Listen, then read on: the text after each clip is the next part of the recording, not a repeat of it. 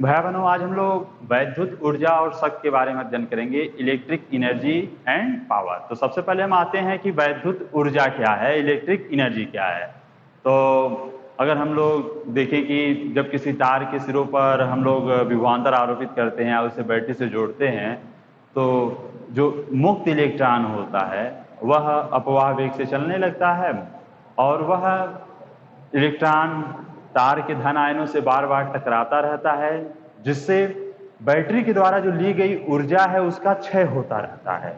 और इस तरह से उस वैद्युत धारा को बनाए रखने के लिए बैटरी से लगातार ऊर्जा दी जाती है। तो यह जो ऊर्जा मुक्त इलेक्ट्रॉनों के द्वारा तार के आयनों के दे दी जाती है, तो यह जिससे उनकी ऊष्मीय गति बढ़ जाती है, अर्थात तार का ताप बढ़ जाता है। तो इस प्रकार से बैटरी से ली गई जो ऊर्जा है वह ऊष्मा में बदल जाती है। तो वैद्युत ऊर्जा का जो उपयोग हम लोग करते हैं दैनिक जीवन में, जैसे बिजली का बल्ब है, प्रेस है, पानी गर्म करने वाला जो छड़ होता है, इस तरह से इसमें वैद्युत ऊर्जा का जो ऊष्मीय प्रभाव का हम लोग इस तरह से दैनिक जीवन में उपयोग करते रहते हैं।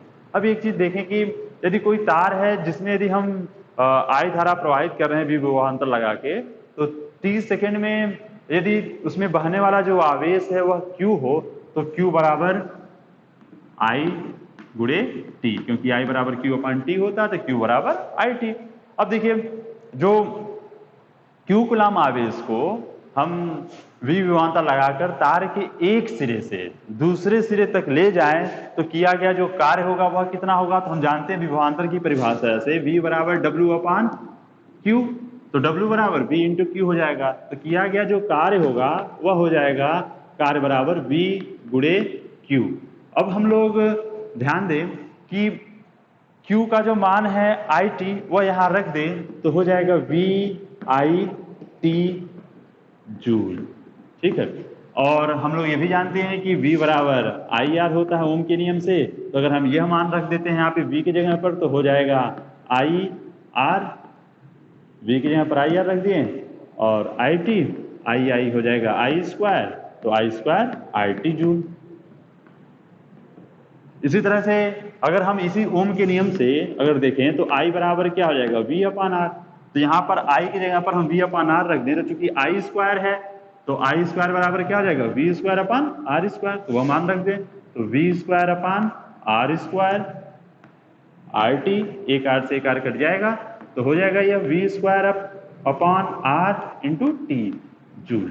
तो इनको अगर हम एक साथ लिखना चाहें तो हम ऐसे लिख सकते हैं कि W बराबर VIT, और VIT किसके बराबर फिर प्राप्त हो गया था I² RT के, फिर यह हमें प्राप्त हो गया था V²T/R जूल। इस तरह से ये जो उष्मा क्षय हो रहा है T सेकेंड में, ये हमें क्या प्राप्त हो रहा है, तो VIT या I²RT या V²T/R जूल। ठीक है। तो हम इस फार्मूले से T सेकेंड में तार में होने वाली जो ऊर्जा क्षय है उसे हम लोग प्राप्त कर सकते हैं, गणना उसकी कर सकते हैं। अब चूंकि ये जो कार्य हम कर रहे हैं जिससे उष्मा का क्षय हो रहा है, या किस रूप में उष्मा का क्षय हो रहा है, तो ये ऊर्जा का जो क्षय हो रहा है वह उष्मा के रूप में हो रहा है। जो ऊर्जा का क्षय हो रहा है वह किस रूप में हो रहा है, उष्मा के रूप में। ठीक है। तो हम लोग जानते हैं कि 1 कैलोरी जो उष्मा है वह 4.2 जूल कार्य के बराबर होता है, उसके तुल्य होता है। तो इस तरह से जो उष्मा उत्पन्न हो रहा है वह इसी के बराबर होगा। तो H बराबर VIT, अगर जूल में निकालेंगे तो यही हम लोग सीधे H बराबर लिख सकते हैं कि H बराबर W बराबर VIT, अगर जूल में निकालते हैं तो। लेकिन वही अगर हमको कैलोरी में ज्ञात करना हो तो हम इसमें क्या करेंगे, 4.2 से भाग दे देंगे। तो H बराबर VIT बटा 4.2 या I² RT बटा 4.2 या V²T/4.2 गुणे R, यह हमारा कैलोरी में हो गया। तो इस तरह से जितनी उष्मा वहां लॉस हो रहा है T सेकेंड में, उसे हम यहां से ज्ञात कर सकते हैं इस सूत्र से। अब देखेंगे कि इसमें अगला जो है वह हमारा वैद्युत शक्ति है। तो इलेक्ट्रिक पावर क्या होता है। इस पे आ जाए हम लोग। तो देखिए, किसी वैद्युत परिपथ में ऊर्जा के क्षय होने की जो दर होती है उसे हम शक्ति कहते हैं। प्रति सेकंड कितनी ऊर्जा क्षय हो रही है, तो जो शक्ति P बराबर होता है वह होता है W/T, और इसका जो मात्रक है वह वाट होता है। तो इस तरह से 1 वाट बराबर कितना हो जाएगा, तो W का मात्रक, कार्य का मात्रक जूल और समय का मात्रक सेकंड, तो 1 जूल प्रति सेकंड हो जाएगा। तो 1 वाट बराबर 1 जूल प्रति सेकंड। ठीक है, अब ध्यान दें कि ये जो P बराबर W/T है, तो हम W का मान वहां पे भर दे, कार्य का मान भर दे, तो हमें शक्ति का भी फार्मूला प्राप्त हो जाएगा। अब देखिए, तो हो जाएगा यह W की जगह पर हम लोग VIT रखेंगे तो T नीचे है, T से ये क्या हो जाएगा, कट जाएगा। यह मान रखते हैं तो भी T यहाँ पर है, कट जाएगा ये भी। तो इस तरह से P बराबर क्या हमें प्राप्त हो जाएगा, VI। अगर ये दूसरा मान रखते हैं तो मिल जाएगा I²R, और तीसरा मान रखेंगे तो हो जाएगा V²/R। तो इस तरह से P बराबर हमें जो मान प्राप्त होगा वह यह हो जाएगा। इस तरह से हम लोग यहाँ ये जो समीकरण में प्राप्त हुआ है, इसकी सहायता से किसी तार में जो वैद्युत शक्ति की जो क्षय हो रही है उसकी गणना हम लोग कर लेंगे। अब यहाँ पर एक चीज देखें कि हम लोग जैसे कोई भी वैद्युत उपकरण लेते हैं तो उस पर कुछ रेटिंग होती है। जैसे अगर बल्ब की बात करें तो लिखा होगा जैसे 20 वाट डैश 220 वोल्ट। तो इसका क्या मतलब है कि 220 वोल्ट की पावर सप्लाई से यदि हम उसे जोड़ते हैं तो 20 वाट का शक्ति क्षय होगी, अर्थात 1 सेकेंड में 20 जूल वैद्युत ऊर्जा उष्मा या प्रकाश में परिवर्तित हो जाएगी। तो ध्यान देंगे हम लोग कि अगर वैद्युत जो बल्ब है उसका प्रतिरोध तथा उसमें बहने वाली धारा की भी हम लोग इस तरह से गणना कर सकते हैं। अगर देखा जाए कि किसी परिपथ में अगर समांतर क्रम में यदि हम 2-3 उपकरणों को जोड़ दें, या सबसे पहले हम इस पे आते हैं कि अगर किसी की शक्ति ज्यादा हो, जैसे यहाँ पे 20 वाट था तो हो सकता है किसी की 100 वाट हो, तो 100 वाट 220 वोल्ट है। इसका क्या अर्थ हो गया कि 220 वोल्ट की पावर सप्लाई से जोड़ते हैं तो 100 वाट का ऊर्जा क्षय होगा। तो अब देखेंगे कि अगर इन दोनों बल्ब हो फिलामेंट वाले, तो किसके तंतु का प्रतिरोध अधिक होगा, किसके कम होगा। और यहाँ पर यह देखा जाए कि एक तो प्रतिरोध, दूसरा इसमें किसमें अधिक धारा बहेगी। तो इसको देखना हो तो अगर हम लोग इसको 220 जो पावर सप्लाई हमारे यहाँ आती है उसकी वोल्टेज तो फिक्स है, ठीक है। तो अगर हम इनको जोड़ते हैं अपनी पावर सप्लाई में तो हम लोग देखेंगे कि अगर ये जो पावर का यहाँ पे आप देख रहे होंगे कि P बराबर VI जो हमें प्राप्त है VI, तो यहाँ से देखेंगे कि I बराबर क्या हो जाएगा, तो I बराबर P/V। अब यहाँ देखिए, चूंकि विभव तो फिक्स है, तो जिस बल्ब का पावर अधिक होगा उसमें बहने वाली धारा भी अधिक होगी, क्योंकि I प्रोपोर्शनल टू P है, ठीक है। तो पावर अधिक तो धारा अधिक। तो अब बताइए इसमें किसमें धारा अधिक बहेगी, तो इसका पावर अधिक है तो इसमें धारा अधिक बहेगी। अब चलिए, अब हमें ये तो क्लियर है कि जिसकी शक्ति अधिक है उसमें धारा अधिक बहेगी। अब दूसरी चीज, तो प्रतिरोध किसका कम या अधिक होगा, ये भी है। तो अब देखिए, हम लोग जानते हैं कि V=IR है, तो I बराबर V/R, क्योंकि विभव फिक्स है, ठीक है। पावर सप्लाई में जो आ रहा है वोल्टेज वो फिक्स है। तो अब हम यहाँ देखेंगे कि I और R में जो स्थिति है वो कैसा है, रेसिप्रोकल का है। अगर I अधिक है तो R कम, I अगर कम है तो R अधिक होना है। तो अब बताइए, जिसकी शक्ति अधिक थी उसमें धारा अधिक बह रही थी, तो जिसमें धारा अधिक बहेगी इसका मतलब उसका प्रतिरोध क्या होगा, कम होगा, ठीक है। तो अगर आपको ये कहा जाए कि 100 वाट का बल्ब है और एक 200 वाट का बल्ब है, तो बताइए किसके तंतु का प्रतिरोध कम होगा या किसके तंतु का प्रतिरोध अधिक होगा। तो जिसका वाट ज्यादा उसमें धारा अधिक, और जिसमें धारा अधिक उसमें प्रतिरोध कम, ठीक है। इस चीज को ध्यान रखिएगा। तो 200 वाट वाट अधिक है तो धारा अधिक बहेगी, धारा अधिक बहेगी इसका मतलब उसका प्रतिरोध क्या है, कम है। प्रतिरोध कम होने का मतलब कि उसके जो फिलामेंट हैं उन फिलामेंटों की मोटाई अधिक होगी। तो इस तरह से अब ध्यान दें कि एक प्रश्न जो पूछा जाता है कि अगर समांतर क्रम में अगर हम बल्ब को जोड़ते हैं कई सारे वाट के, तो उसमें किसमें अधिक ऊष्मा उत्पन्न होगी या कौन अधिक चमकेगा। तब देखिए मान लेते हैं कि एक बल्ब है, यह 40 वाट का है, एक दूसरा बल्ब है और वह मान लेते हैं 100 वाट का है, और इन दोनों को हम लोगों ने समांतर क्रम में जोड़ दिया। समांतर क्रम में जोड़ दिया मतलब इनके सिरों के बीच जो विभवांतर है वो भी नियत है। जो विभवांतर इस पहले पहले बल्ब के लिए है वही दूसरे बल्ब के लिए है। तो ध्यान देंगे विभव समान है, तो इसका मतलब अब इसमें जिसका वाट अधिक होगा उसमें धारा अधिक बहेगी। तो जिसका ये अधिक वाट का है धारा अधिक बहेगी। धारा अधिक बहने का मतलब क्या हुआ कि धारा अधिक बह रही है और यहाँ पे इनका प्रतिरोध क्या है, कम है, और उस स्थिति में आप देखेंगे कि यह चीज हमारा अधिक चमकेगा। क्योंकि देखिए अगर हम यहाँ पे चूंकि विभव और धारा की सिर्फ बात कर लें तो यहाँ पर विभव दोनों के लिए समान है, V दोनों के लिए समान है। अब धारा जिसकी अधिक होगी उससे अधिक ऊष्मा उत्पन्न होगी। तो यहाँ पर आप चलिए ऊष्मा की बात करेंगे, इससे हम देखेंगे, ठीक है।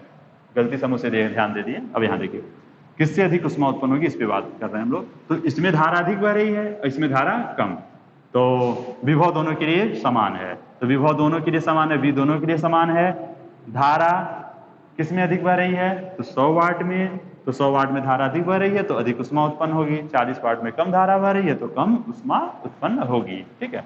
अब यही हम इससे हम लोग क्या स्पष्ट करते हैं कि अगर हमें यह प्रश्न पूछा जाए कि 40 वाट 60 वाट 100 वाट के बल्ब हैं, इनको हम समांतर क्रम में जोड़ दें तो कौन बल्ब अधिक चमकेगा, तो कौन अधिक चमकेगा, जिससे अधिक ऊष्मा उत्पन्न होगी। किससे उत्पन्न हो रही है 100 वाट से, जिसका मतलब 100 वाट अधिक चमकेगा, ठीक है। लेकिन यही इसी का उल्टा कर दिया जाए कि हम इनको समांतर क्रम में ना जोड़ें, हम इनको श्रेणी क्रम में जोड़ दें।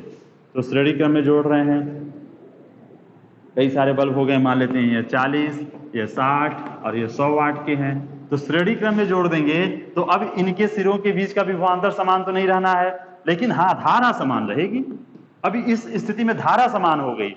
समांतर क्रम में जोड़ने पर विभव समान था, लेकिन श्रेणी क्रम में जोड़ने में धारा समान हो गई। जो धारा इसमें बहेगी वही इसमें और वही इसमें। अब बताइए धारा समान हो गई, लेकिन आप जानते हैं कि इसका प्रतिरोध क्या होगा, अधिक, इसका उससे क्या होगा, कम होगा, और इसका सबसे कम होगा। जिसकी पावर अधिक उसका प्रतिरोध कम।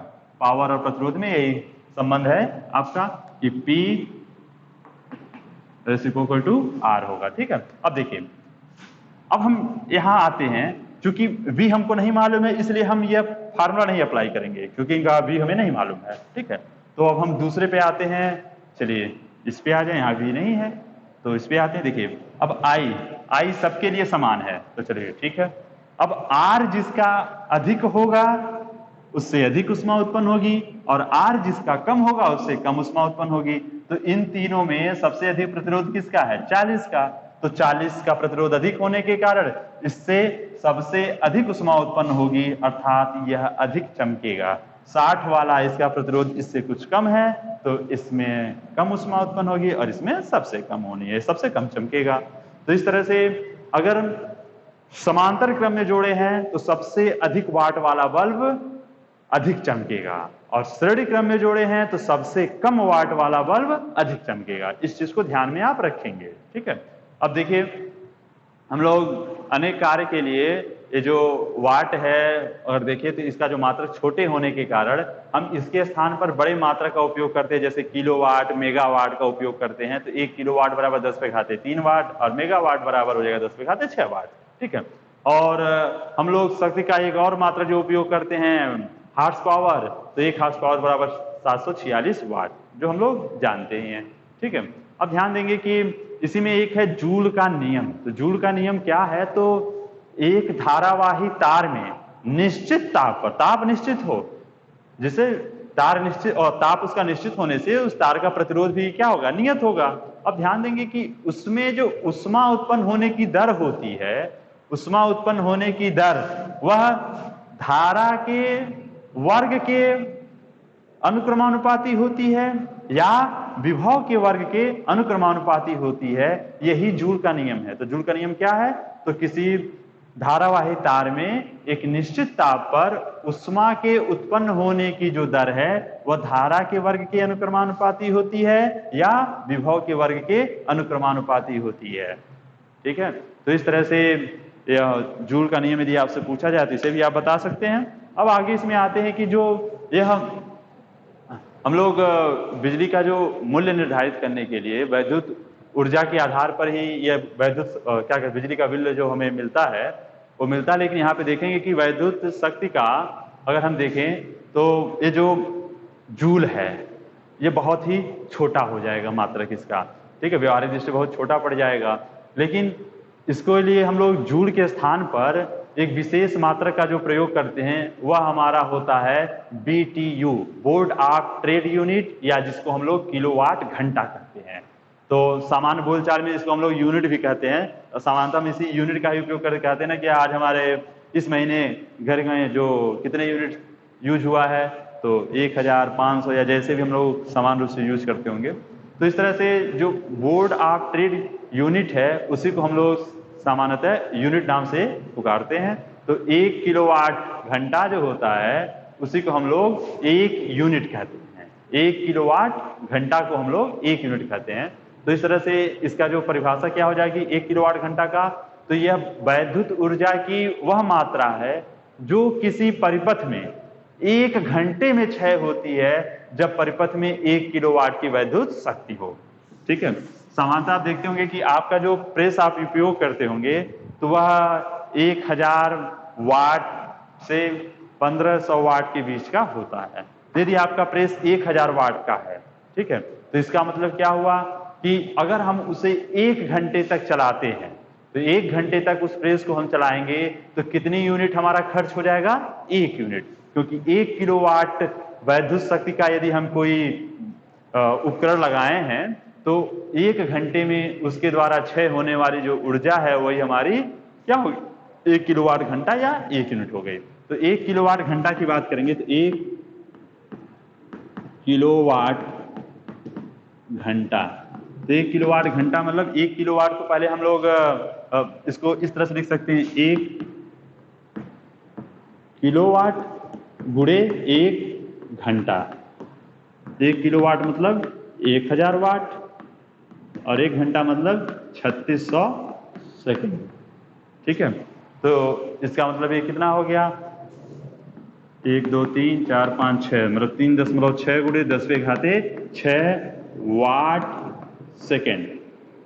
तो 1 किलोवाट घंटा जो है वह 3.6 गुणे 10⁻6 वाट सेकेंड, या इसी वाट सेकेंड को हम लोग जूल भी कहते हैं। तो इसको हम ऐसे लिख सकते हैं 3.6 गुणे 10⁻6 जूल। ठीक है, तो इस तरह से देखेंगे कि 1 किलोवाट घंटा या 1 यूनिट जो हमारा है वो 3.6 गुणे 10⁻6 जूल के बराबर होता है।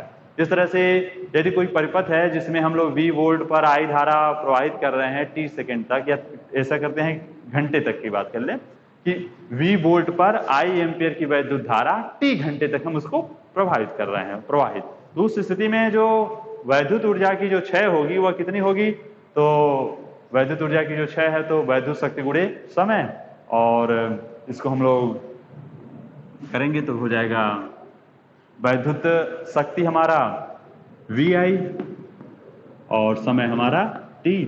तो ये V हमारा हो जाएगा, अगर हम इसी को, यह वाट में है, अगर हम इसी को किलोवाट में बदलना चाहते हैं तो VI बटा 1000, अब ये हमारा वाट में हो जाएगा, और गुणे ये समय हमारा जो है T घंटा में यदि हम लिए हैं तो इतना वाट गुणे T घंटा, और इस तरह से यह VIT बटे 1000 किलोवाट घंटा हो जाएगा या 1 यूनिट हो जाएगा। इसको अगर हम व्यवस्थित लिखें तो V हमारा, या इसको ऐसे लिखिए VIT बटा 1000 वाट घंटा।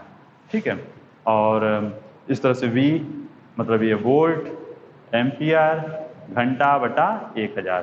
तो यदि हमें यूनिटों की संख्या यदि ज्ञात करनी है तो कितना वोल्ट है वह, कितने एम्पियर है उसे, और कितने घंटे तक उसे हम चालू किए हैं उसका मान रखेंगे, 1000 से भाग देंगे तो हमको यूनिटों की संख्या मिल जाएगी। कई बार हम लोग को यहाँ पर प्रश्न में दिया रहेगा, सिर्फ वाट दिया रहता है कि इतने वाट का वह उपकरण है तो और उसको 10 घंटे चलाया गया है तो कितने यूनिट खर्च हुआ। तो VI की जगह पर वो हम वाट दिया है, मतलब VI का मान दिया है, घंटा कितने घंटे यूज कर रहे हैं वह मान है, और बटे में हम क्या कर देंगे 1000, तो यूनिटों की संख्या हमें प्राप्त हो जाएगी। इस तरह से हम लोग कितनी वैद्युत ऊर्जा क्षय हो रही है उसे ज्ञात कर लेंगे। ध्यान देंगे कि ये जो अभी हमने आपको बताया है ये पूरी वैद्युत ऊर्जा और शक्ति, इसके बारे में आप लोग हाई स्कूल में ही पढ़े हैं, और इस तरह के जितने ये फार्मूले हैं सब वहाँ पर आप लोगों ने पढ़ा है। और श्रेणी क्रम समांतर क्रम में जोड़ते हैं तो कौन अधिक चमकेगा इसके बारे में भी आपने पढ़ा है, और इसके बारे में मतलब पूरा टॉपिक आप लोग हाई स्कूल में पढ़े हैं, इसलिए इसको थोड़ा संक्षेप में हमने आपको बताया है। ठीक है, इस पे आधारित जो आंकिक प्रश्न होगा उसे सॉल्व करिएगा, जहाँ समस्याएं होंगी उन्हें पूछिएगा, उसे बताया जाएगा।